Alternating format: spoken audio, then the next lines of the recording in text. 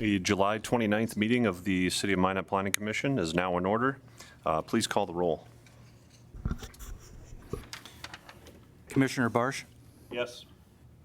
Commissioner Barnett, Commissioner Baumann, Commissioner Bullinger, Commissioner DeMakis, Here. Commissioner Hanson, Yes. Commissioner Holzhalter, Commissioner Keller, Commissioner Coop, Here.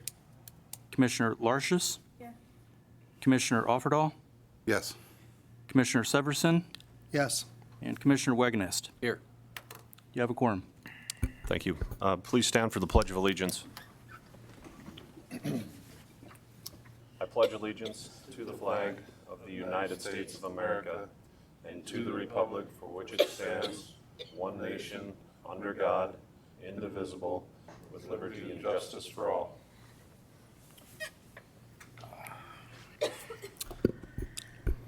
At this time, I will ask the commissioners for a motion to approve the June 24th minutes of the Planning Commission. Okay. Second. Motion by Coop, second by Offerdahl. Is there any other discussion? Is there any other discussion? Please call the roll. Barsh, Yes. Bullinger, Yes. DeMakis, Yes. Hanson, Yes.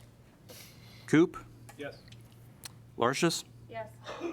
Offerdahl, Yes. Sivertson, Yes. Wagnest. Yes. Motion carries. Thank you. That'll bring us to tonight's first agenda item, which is a request by Brian Nice to replat Outlot 9 and a portion of Outlot 29, Section 29, 155 North, 82 West, into two outlots. The property is located at 1625 27th Street Southeast. If I could get city staff's report, please. Yes, sir. Thank you, Mr. Chairman. On the screen, you see the vicinity map here for the location of this property. East of Valley Street and the street that curves around to the east and all north is 27th Street. It's an industrial zone property. It consists of two outlots currently. This slide that says aerial view shows the outline of the property in blue, and the yellow dashed and green dashed are kind of the existing arrangement of outlots. And you'll notice the one building is kind of contained on two outlots, and the owner would like to redo the lot lines, replat these outlots to make more sense.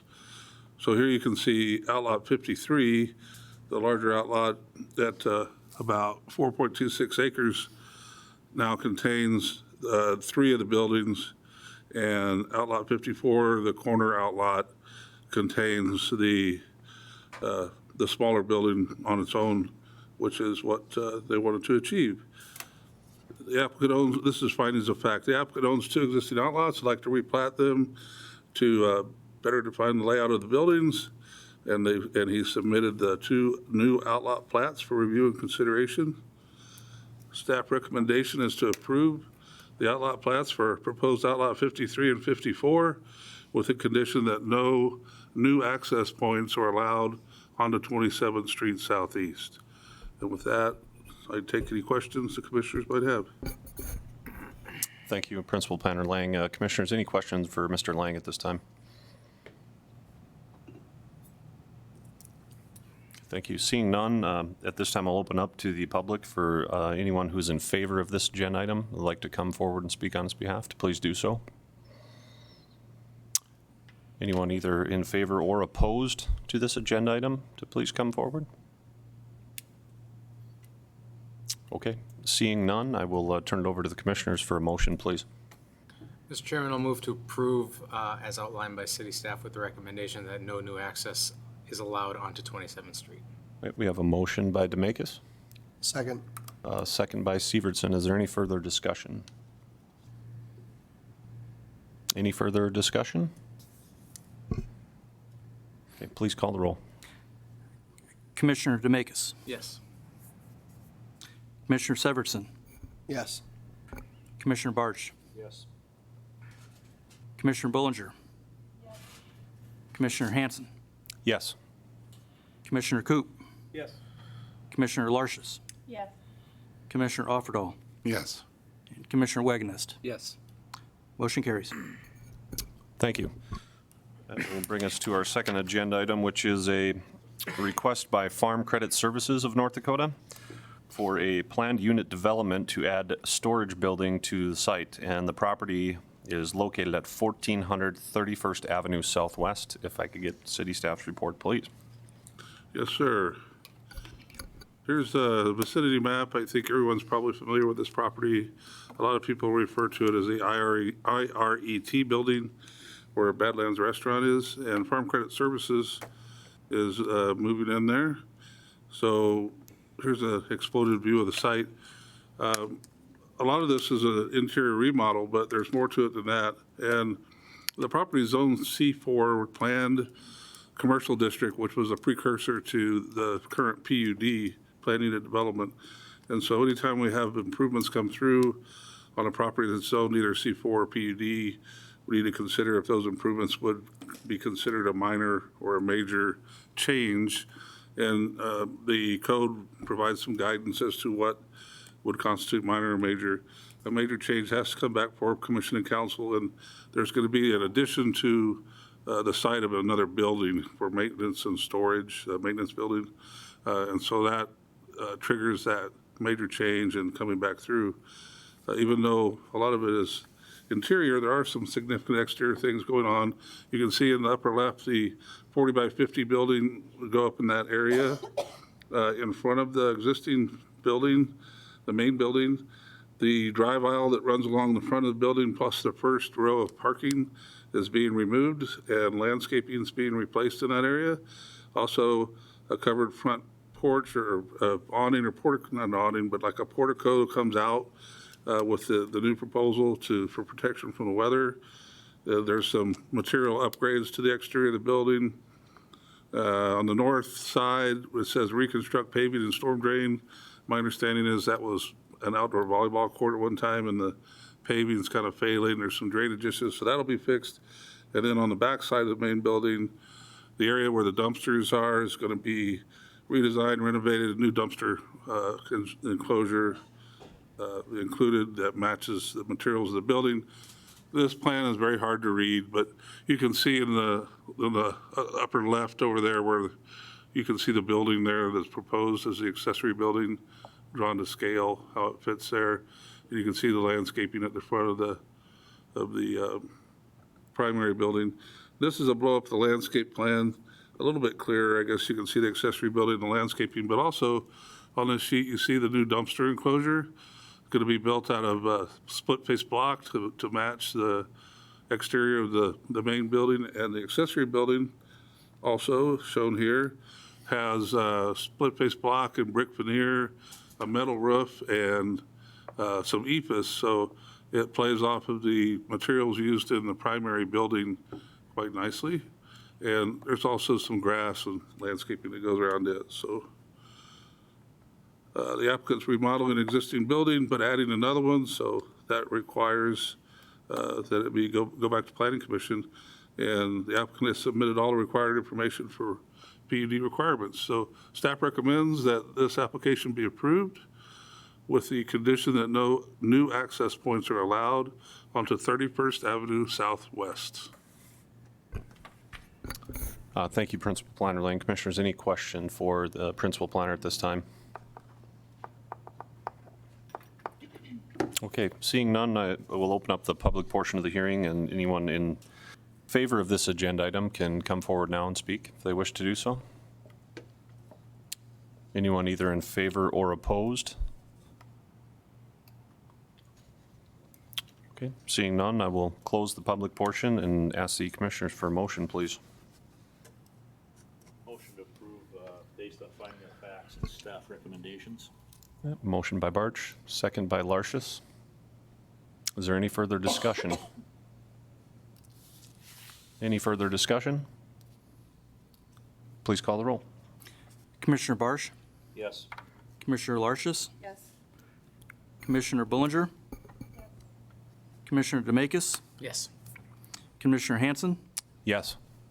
Commissioner Coop, Yes. Commissioner Offerdahl, Yes.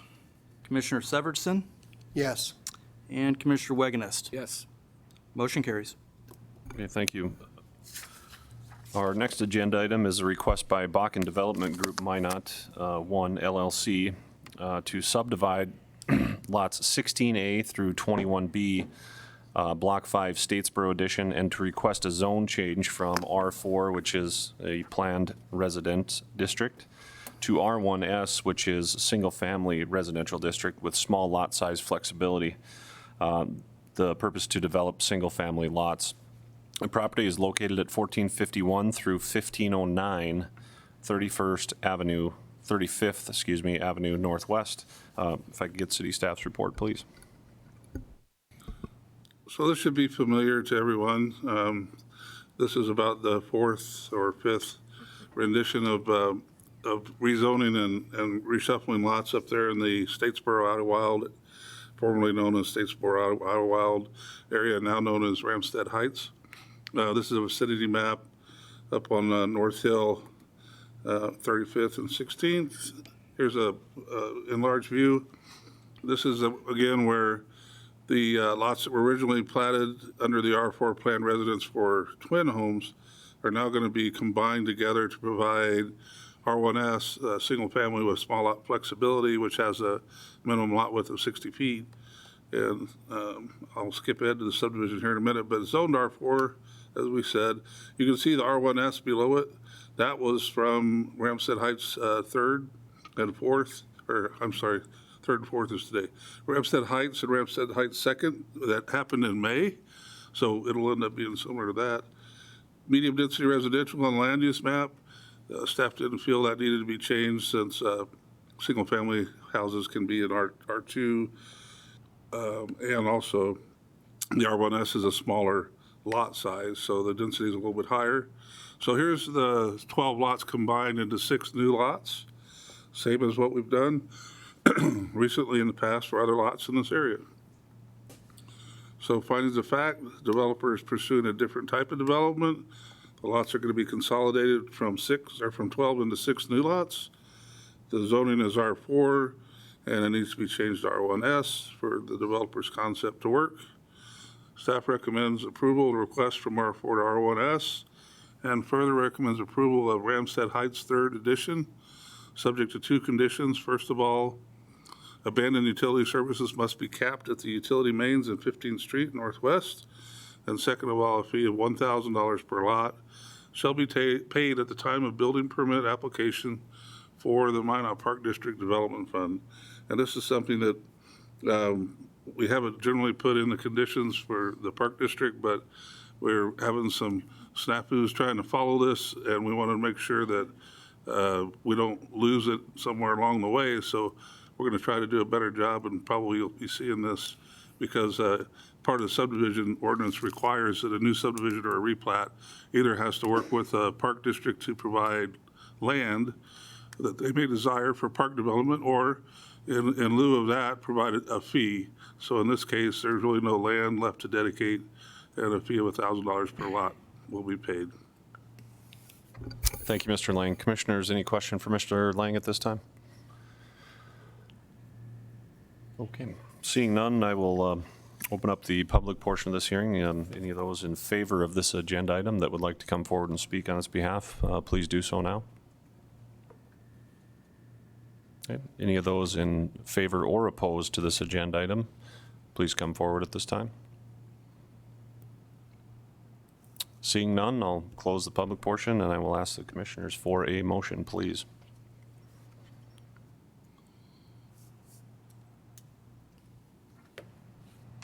Motion to approve based on staff recommendations and conditions. The motion by Wagonist. Second by Coop. Is there any further discussion? Any further discussion? Please call the roll. Commissioner Wagonest, Yes. Commissioner Coop, Yes. Commissioner Barch, Yes. Commissioner Bullinger, Commissioner DeMakis, Yes. Commissioner Hanson, Yes. Commissioner Larches, yes, Commissioner Offerdahl, Yes. and Commissioner Severson. Yes. Motion carries. Thank you.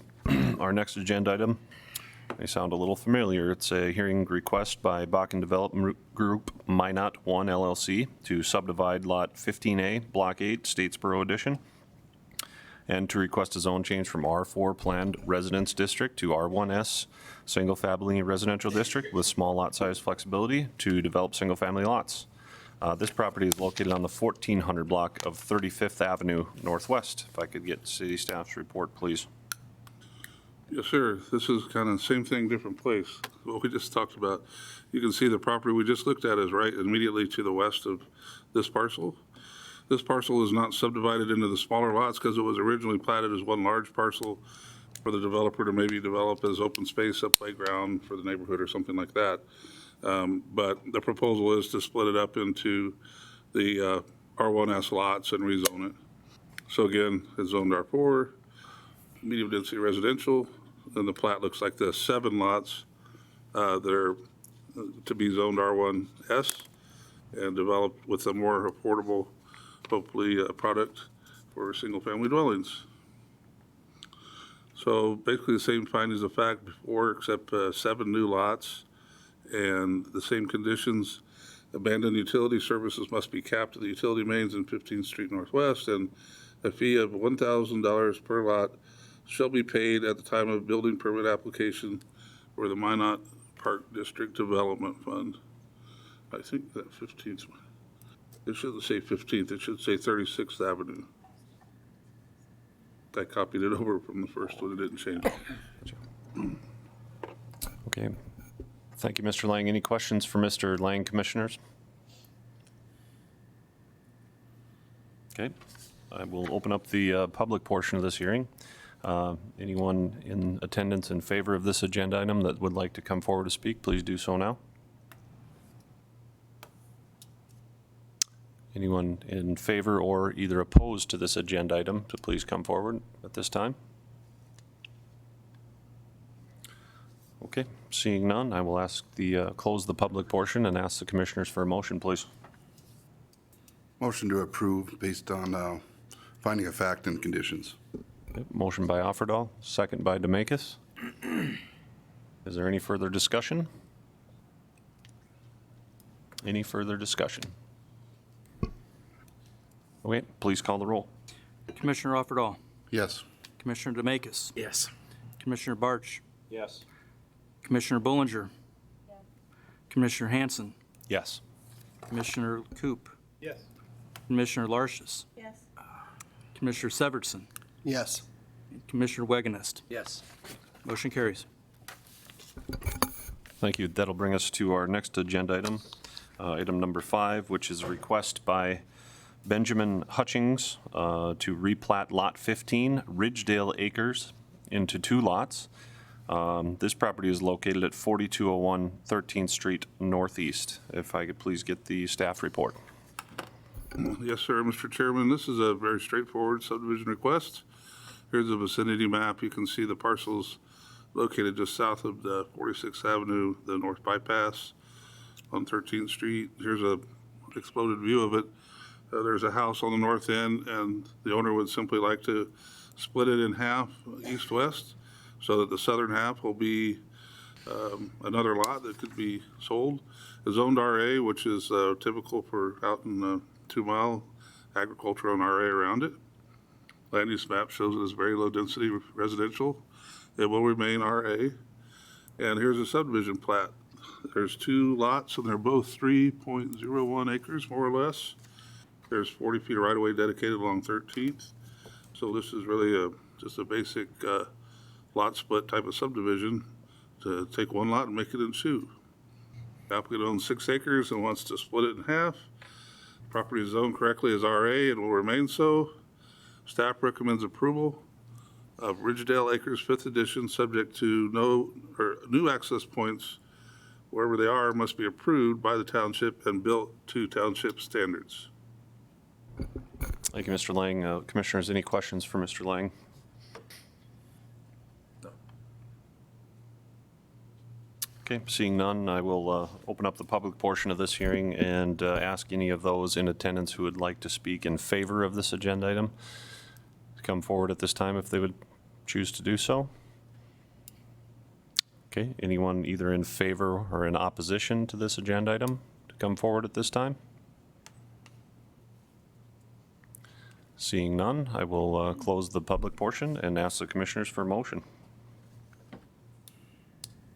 Move to approve based on the finding of facts and staff recommendations and conditions. Motion by Coop and a second by Barch. Is there any further discussion? Any further discussion? Please call the roll. Commissioner Coop? Commissioner Barch? Yes. Commissioner Bullinger? Commissioner DeMakis? Yes. Commissioner Hanson? Yes. Commissioner Lartius? Yes. Commissioner Offerdahl? Yes. Commissioner Severson? Yes. And Commissioner Wagenist? Yes. Motion carries. Thank you. Moves us to agenda item number 6. And this is a request by Terry Davis to rezone from AG, or Agricultural District, to RA, Agricultural Residential District, and to plat a 4-lot rural residential subdivision on property described as Section 25-156-83, south half of northeast quarter of southeast quarter. This property is located at 6601 13th Street Northeast. If I could get staff's report, please. Yes, sir. Thank you, Mr. Chairman. There's a vicinity map. This is north of town, almost to the 2-mile jurisdiction line, north of 62nd Avenue. The Minot Gun Club, the Trap and Skeet Range, is kind of right below it to the right there. There's a blow-up of the property. There are some existing buildings on it. There's a couple of houses, and then there's also some outbuildings. Mr. Davis approached the developer review team a couple of times over the past year or two about perhaps splitting this into 4 lots. And we advised him it's 20 acres and zoned agricultural right now. The current code requires 20 acres for agricultural zoning, so if it's going to be split down, then it has to be zoned something else. The appropriate zoning is RA, which is what the applicant has requested. And there's a zoning now, ag. You see some RA to the south and gold, and there's some manufactured home to the south on the west side there. This is a subdivision plat that's proposed, laid over an aerial so you can see the conditions up there. It's 4 lots, as I said before. They vary from just over 4 acres to just under 6 acres. Lot 1 contains an existing house and 2 outbuildings. Lot 2 contains an existing house, which I understand is a manufactured home, and the bigger barn.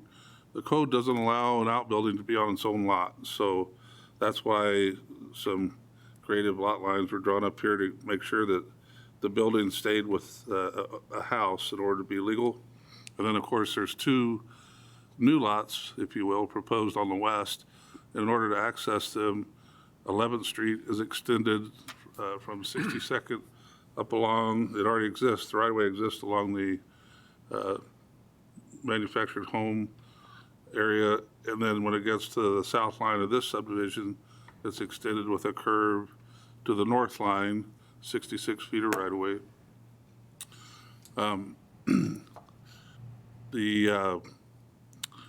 The engineering department has asked for a stormwater management plan to be prepared for this subdivision. Here it is as a plat, so you can see the black and white lines.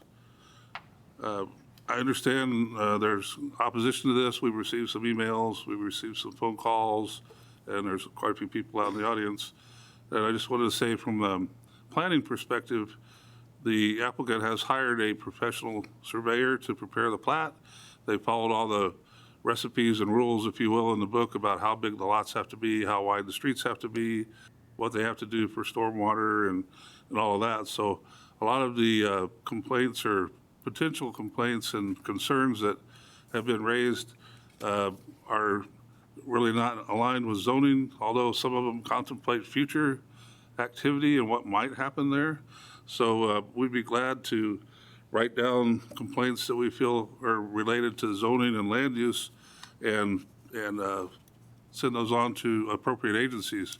But you have to understand, the city does not have the right to, or the authority to abate nuisances. So a lot of the, if there was junk cars, if there was equipment, if there was things that ended up out there, which is all, future, on these future lots, is that going to happen or no? We don't know, but the city can't do that. But First District Health and the Ward County Sheriff's Department and Eureka Township and the Rural Fire Unit, there are agencies out there that can deal with those situations if they do occur. So I wanted to make that clear. City has limited ability. It's also with the road, that's Eureka Township. Whatever their standards are for the roadway, that's what it should be built and maintained to. That's one of the conditions of the plat. So findings of fact, the applicant owns 20 acres, plus or minus, came to DRT wanting to develop it into 4 lots. We advised him he had to be something different in ag, so RA has been asked for, and that is the appropriate zone. So staff recommends approval based on the following conditions. A stormwater management plan is required. A developer agreement is required before the plat can be recorded. That agreement can address things like stormwater and the street being built to township standards that are already in here, so that it's in an agreement that's signed, and any other things that would be appropriate. And then the third item is 11th Street Northeast must be built to township standards from 64th Avenue to the north property line of the plat. Thank you, Mr. Lang. Commissioners, any questions for Mr. Lang at this time? They all read it. Yep. Okay, seeing none, I will now open it up for the public portion of this hearing. And anyone in attendance that would like to come forward to speak in favor of this agenda item, to please come do so at this time, if they so choose. Okay, anyone in favor or opposed to this agenda item that would like to come forward, please do so now. Thank you, and if you would please to make sure you've signed in if you haven't done so already, and then just let us know who you are. Thank you.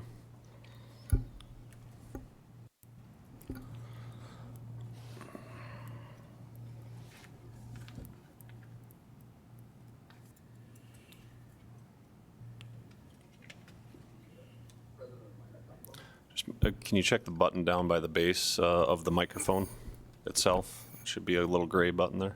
There we go. Okay. Okay, my name is Matt Munson. I'm president of the Minot Gun Club. I guess one of our issues stated before was the water. When we had those wet years a few years ago, that water wound up in our trap houses. They sit down on the ground about 5 feet, so you can guess what happens. Also, it seems people like to build in front of a gun club or around a gun club and then complain about noise or traffic.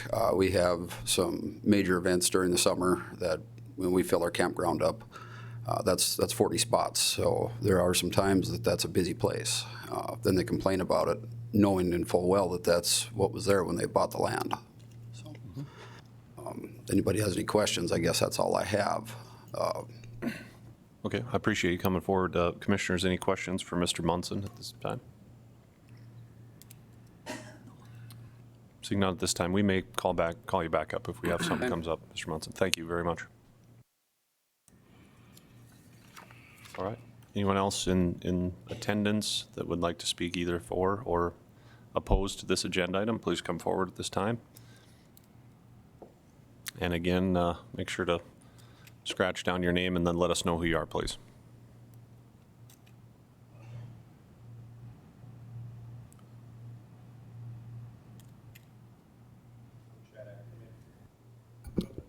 One of my concerns with that is the road that goes in. It's a low maintenance way.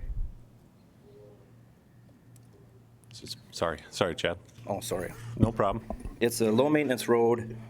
The battleground campgrounds or battlegrounds is the people that maintain that road. So it's not the city or the county that maintains that, it's the people.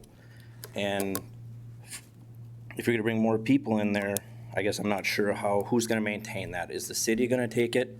is the county, you know, it's a he said, she said, it's a fight between no one, and for years, no one has taken care of that. And then now you're gonna bring more people in, and I don't know, I guess to me, that's tough to do for these people out there.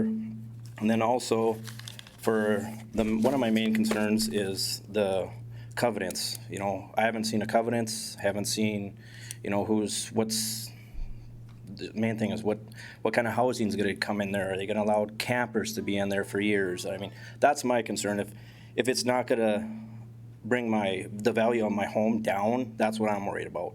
And, you know, the garbage that's back there, I mean, he is residential, or he is out in the country, it's his right. But if I get 2 more guys that have that, then my value of my house is gonna go down. And that's where, if Terry takes care of it and is in charge of it and says, you know what, Terry, I got a problem with this, there's too loud, they're doing this, then maybe we can work on it.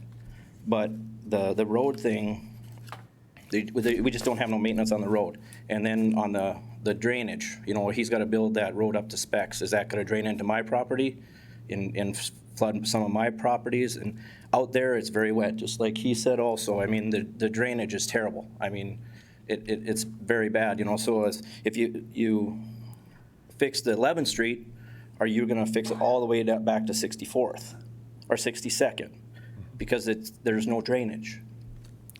So, but if you have any questions, you can sure contact me and ask me, but that's just the road and the drainage and what's Terry, what is he gonna allow for building the houses, you know, are we trailer park? You know, I don't want a trailer park or a wrecking yard back there, I mean, so, but that's about all I've got. Okay. Yeah. Thank you, Mr. Ackerman. And if you want, commissioners, any questions? Your email did get circulated to everybody, so they all saw that.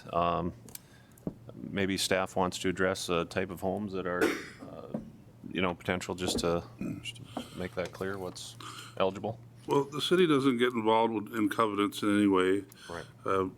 We don't establish them or critique them or enforce them or anything else. It's basically a private contract between whoever develops the property and whoever buys, and so there's no requirement that there be covenants. That would be up to the developer. In terms of what type of houses, generally speaking, the city rules control some of that. Manufactured homes couldn't go on the lots. They have to be stick-built or modular. The exception is the existing manufactured home that's out there is grandfathered. It could be, according to the city rules, replaced with another manufactured home, but it could not be any bigger. It has to be the same size or smaller. So it's not like a single wide, it could be replaced with a double wide. But that one could be replaced. The other 3 lots, manufactured homes wouldn't be allowed. In terms of the materials or, you know, the architectural style, there's really no rules that the city would have that would control that. And in terms of drainage, I mentioned one of the conditions is a stormwater management plan that the city engineering department will be involved with to look at drainage conditions out there, and if there are any work that has to happen, that'll be part of that development agreement that I mentioned. Anything else? Yeah, I think the one other thing was, I don't know if we have any, my Eureka Township rules on roads are not up to standard, so do you have any color on what those may be, or if there's anybody here that maybe can help us with that?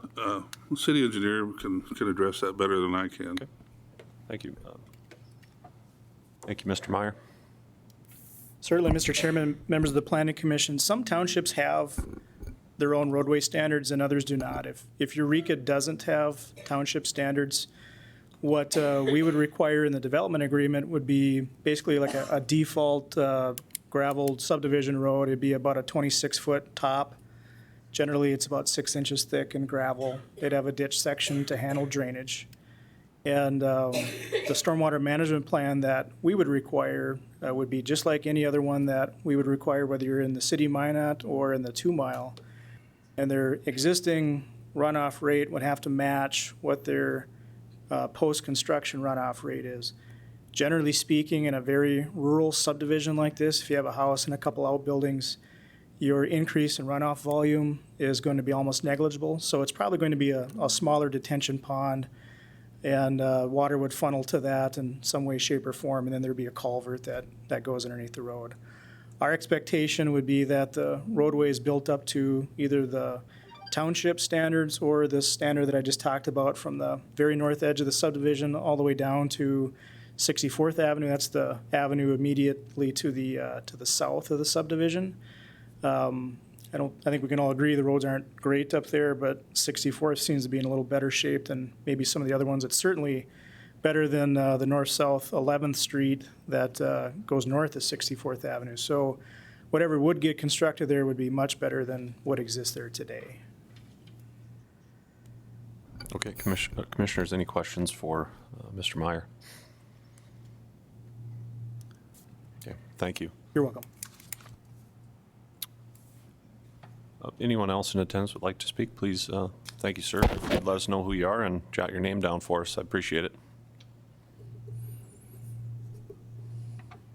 My name is Greg Vogie, and I'm with the Minot Gun Club also. And one of the reasons, excuse me, that the club was built at its present location in 1969 or earlier was to avoid residential encroachment and the problems associated with it, as far as noise, traffic, and some people that are opposed to the shooting sports. And also during those wet years of 2011 and 13, the water was pumped across the road onto our property. This water then flowed into our parking, our camping, and our trap areas and caused a lot of problems with, like Matt said, water in the trap houses. We also had a big trap shoot going on at one of those years, and we had campers that sunk out of sight that had to stay for days afterwards. And I guess we're afraid that with more building going on out there, it's just going to cause more problems for our club as it has for other clubs in other localities.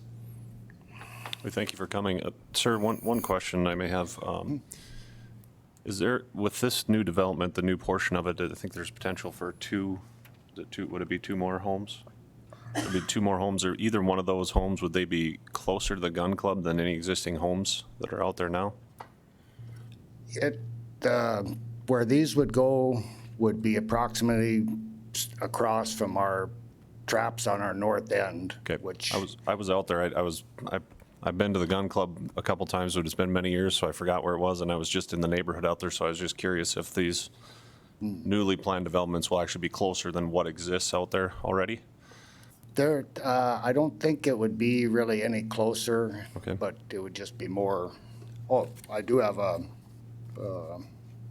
map here, I guess. Okay. I can show you. Yeah, if you want to maybe just have it to Mr. Do we have it on the screen? Oh, we got it. Do we have He might have a different an aerial picture. on the screen? Right there. And the gun- Okay, where would the gun club be? The map there that I brought shows where our traps are located and the approximate location of where the new houses would be built. Okay, thank you. Commissioners, any questions for, Greg? Thank you, sir. Thank you. Is there anyone else that has any new concerns for this agenda item to please come forward, either for or against? At risk of being repetitive, if you could sign in, please, and then just let us know who you are, we'd appreciate that.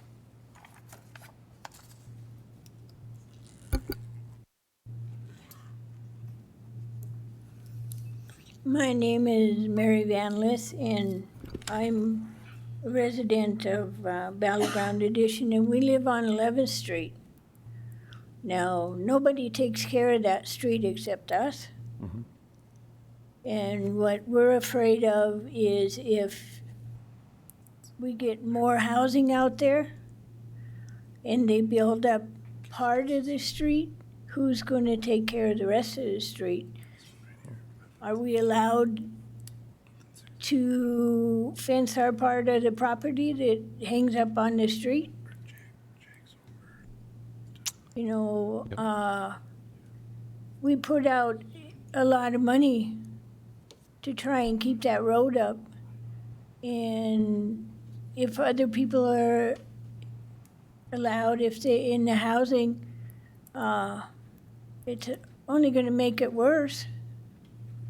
Yep.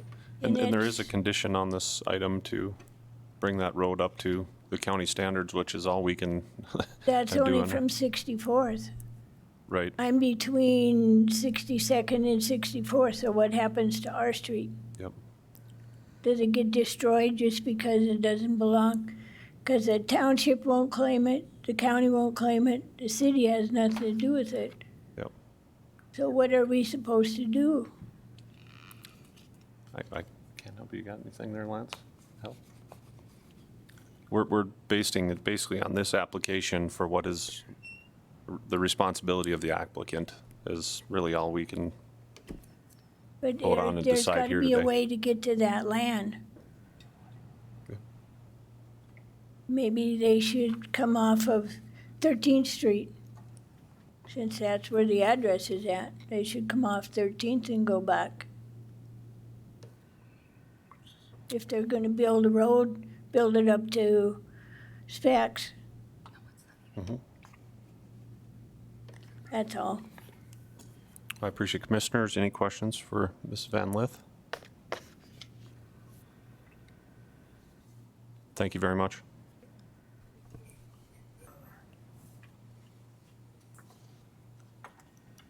Okay, anyone else in attendance, please, to bring any new concerns forward only at this time?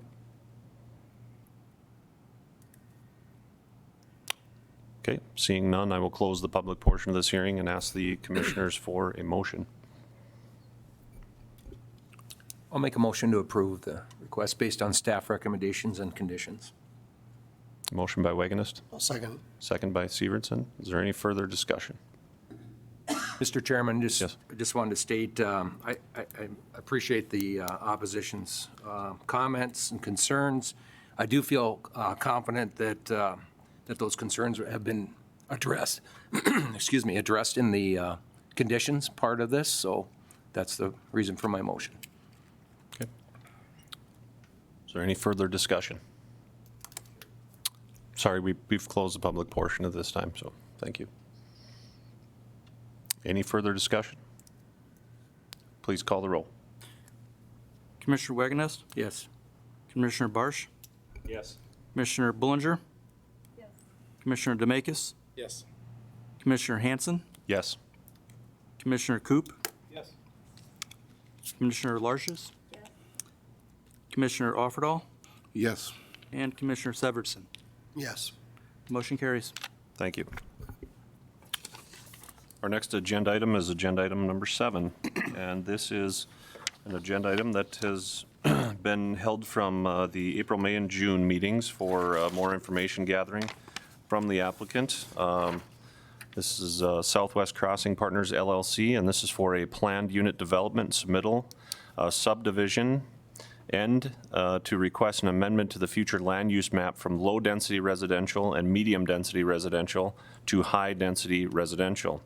And also a zone change from R4, R3, R3C, R2, and R2 to RH. Property is located at 4101 through 4231 and 4200 through 4238 Crossing Street Southwest and adjacent lots. If I could please get city staff's report, please.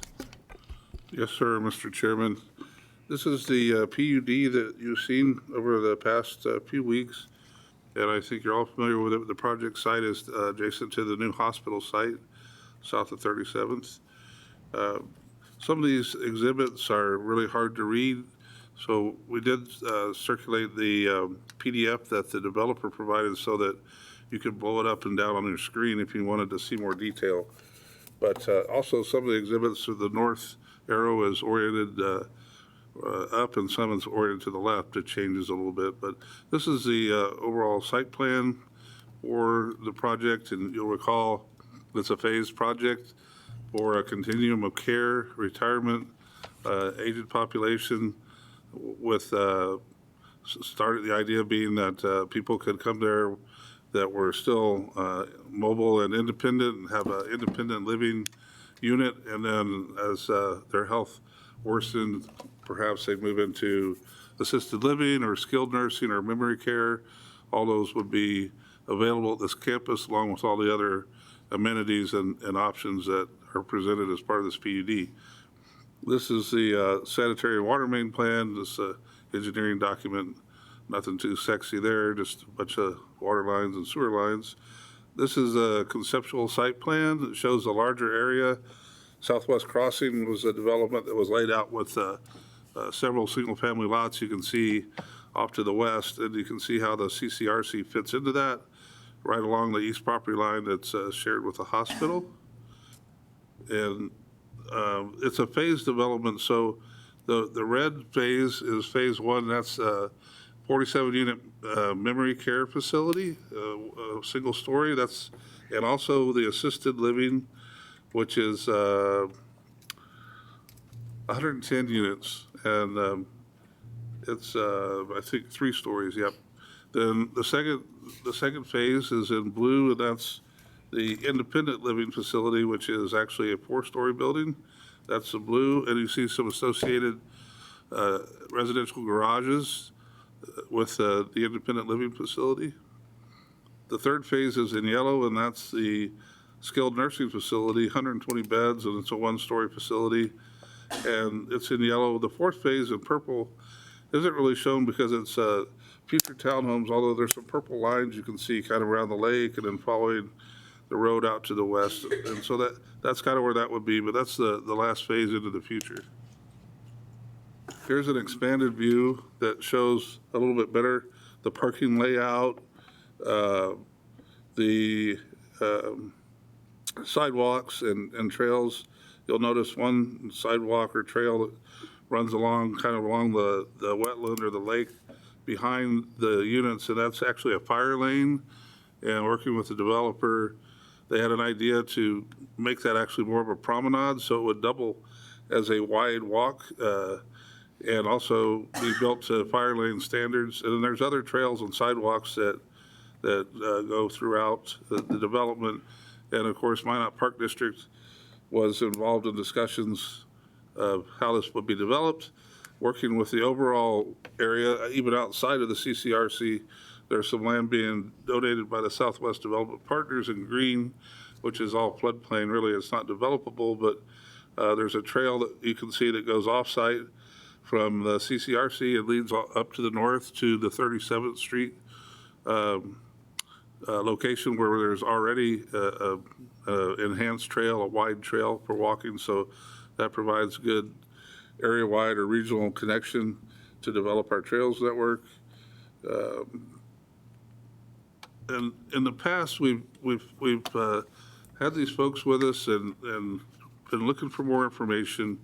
One of the things we'd asked for was more of a master plan, not necessarily a complete landscape plan, but something that would really show how this thing would develop with the courtyards, the amenities, the landscaping, and they provided a great example of that here. You can see the amenities are listed on the right, and they're keyed to the numbers you see. And those are also keyed to photographs of other projects that would be representative of what's envisioned for this site. So you can see the courtyards and again, the parking layout, the landscaping, and the different amenities that they're showing here. And I kind of zoomed in on the assisted living facility so you can really see the detail, the foundation planning, the overhead drop-off with a nice landscaping there, the street trees. There's the promenade walkway that we talked about. So some really nice features. And then, I know you can't read this, but there's a lot of thought that went into the plant schedule that they proposed here for plants that would do well. One of the commissioners had some questions about winter landscaping and that kind of thing. So all these plants have been kind of hand-selected for this site. Now, in the PUD, we talked earlier, that other application about major and minor deviations. I think if there's some minor deviations in the way that the master plan's laid out, or in the way that the plants are picked, that would be fine for staff to review, as long as all of a sudden the street trees don't all disappear or something like that. I mean, if they need to be adjusted, that would be something that we certainly could work with the developer. So now we have the pictures that tie back to those amenities, and we'll just go through these. I think you've probably seen them before, but there's a campus overview shot.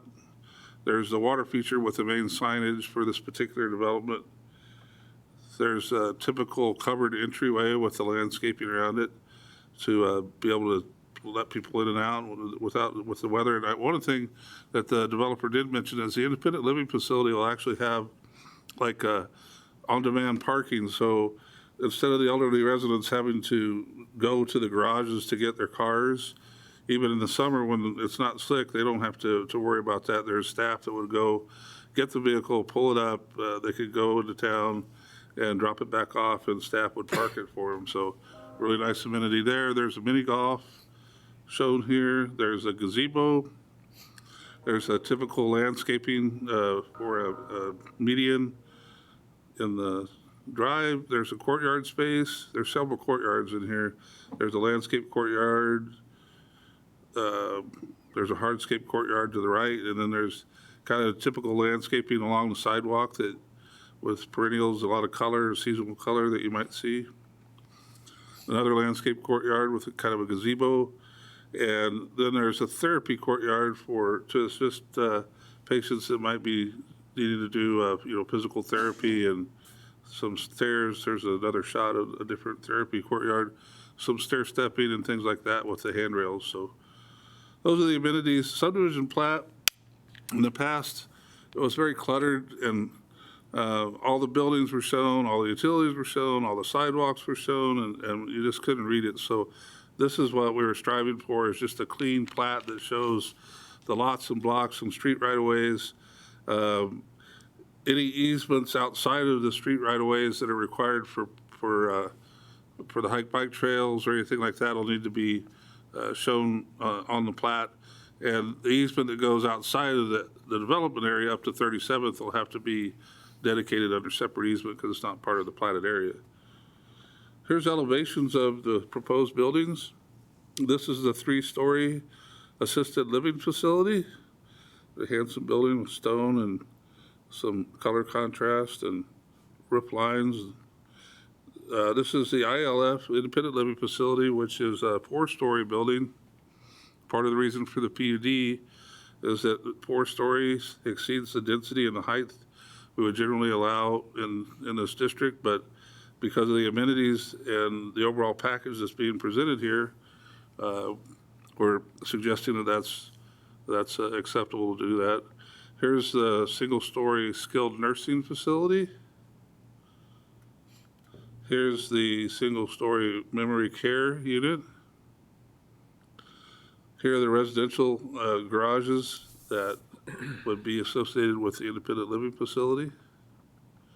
So, findings of fact, going back through the history, this got tabled quite a few times, and staff worked with the owners to try to get plans, and then staff felt like the plans weren't where they needed to be, and the owners wanted to present it anyway, and so we went through all that.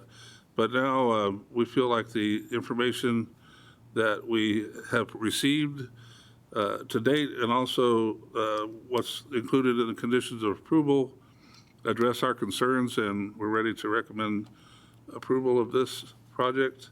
The PUD, subject to several conditions. Number 1, Bison Court cul-de-sac needs to be reconstructed to meet city specifications by the developer.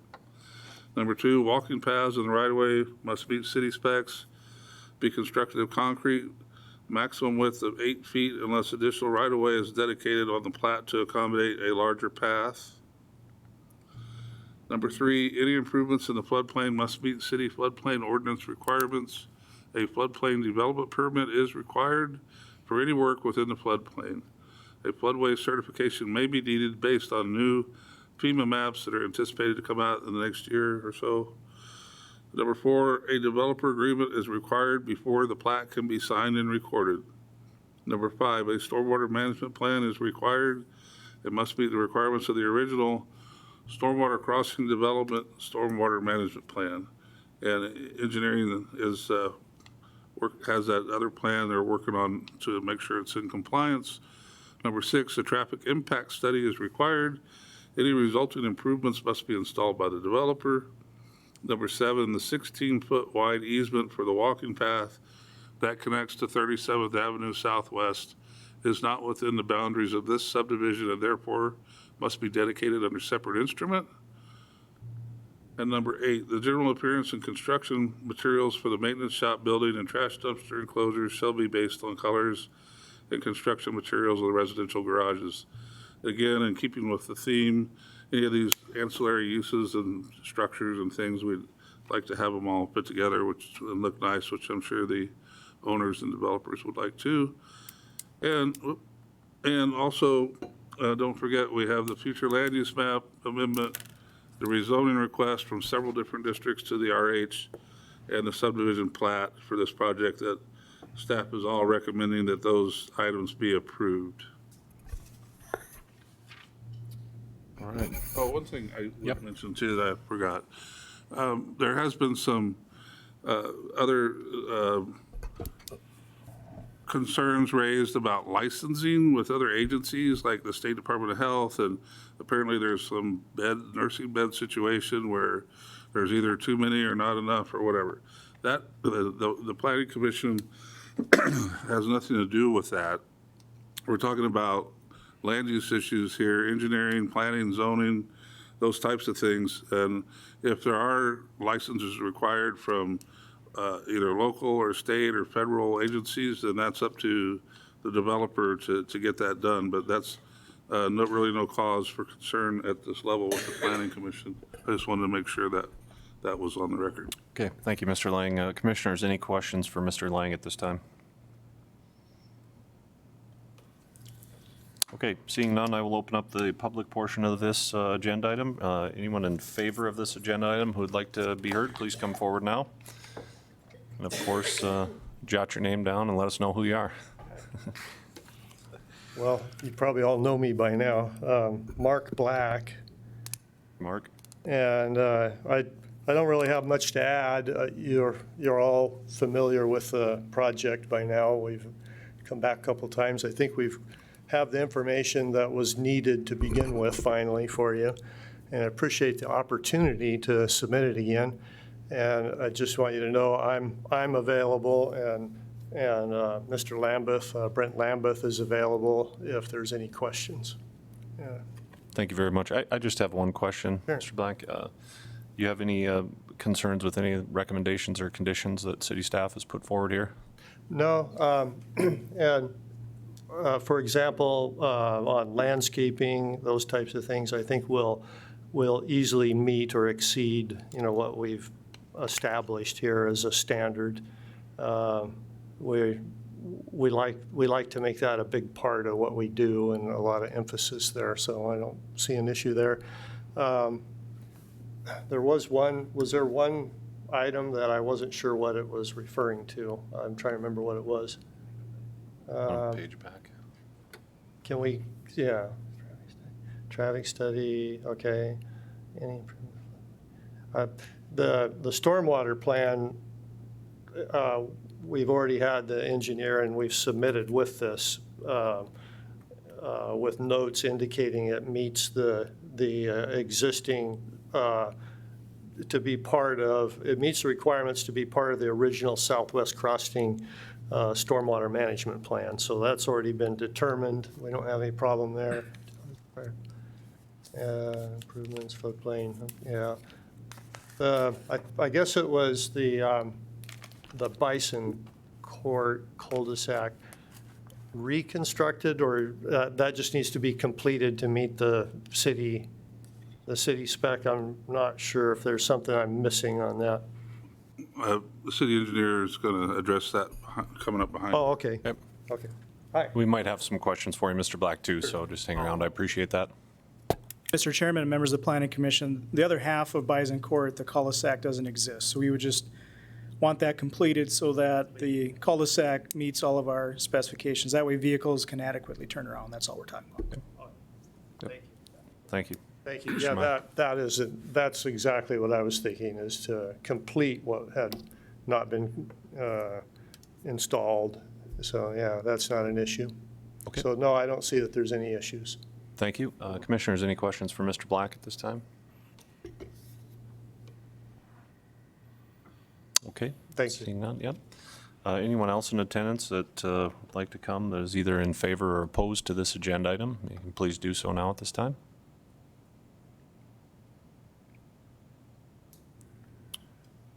Okay. Seeing none, I will close the public portion and ask the commissioners for a motion, please. Motion to approve based on staff recommendations and conditions. Motion to approve from Wagonist. Second. Second from Coop. Is there any further discussion? Any further discussion? Please call the roll. Commissioner Wagonest? Yes. Commissioner Coop? Yes. Commissioner Barch? Yes. Commissioner Bullinger? Commissioner DeMakis? Yes. Commissioner Hanson? Yes. Commissioner Larges? Yes. Commissioner Alfredahl? Yes. And Commissioner Severson. Yes. Motion carries. Okay, thank you. We have no further agenda items. This meeting is, I believe, adjourned, isn't it? Yep, adjourned.